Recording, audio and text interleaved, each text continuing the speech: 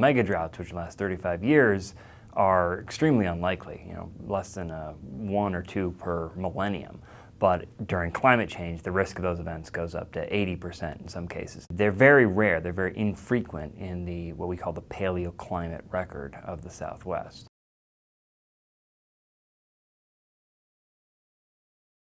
We care about megadrought because these are very prolonged periods of aridity, as bad as anything seen during the historical period, but much longer lasting. And in pre-industrial times, they've been linked to the demise of several civilizations, including the Puebloan people of the American Southwest, the Khmer Empire of Cambodia, and the Mayans.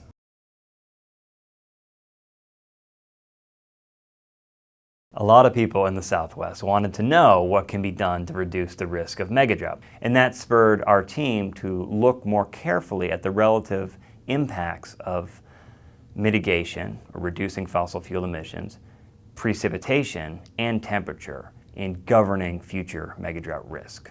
The main finding is that the higher temperatures get in the Southwest, the higher the risk of megadrought.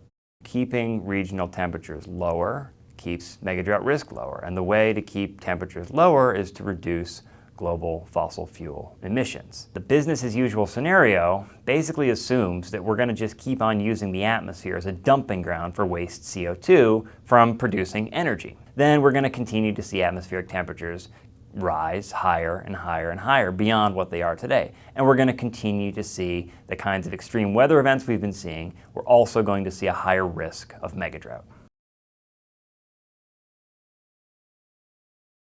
The main greenhouse gases that we worry about are carbon dioxide, because it's very long-lived, and methane, because it's very potent. And if we keep going down the path we're on now, where we continue to use the atmosphere as the place where we dump all this excess carbon dioxide and methane, we're going to end up with a climate that's much hotter, and where megadroughts in the Southwest are much more likely.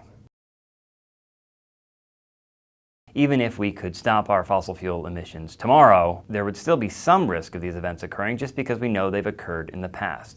And so there's really a lot of value in being prepared for megadrought and having the water resource infrastructure to handle a 35-year drought, whether or not we see as much warming as we might see if we continue down the path that we're on right now.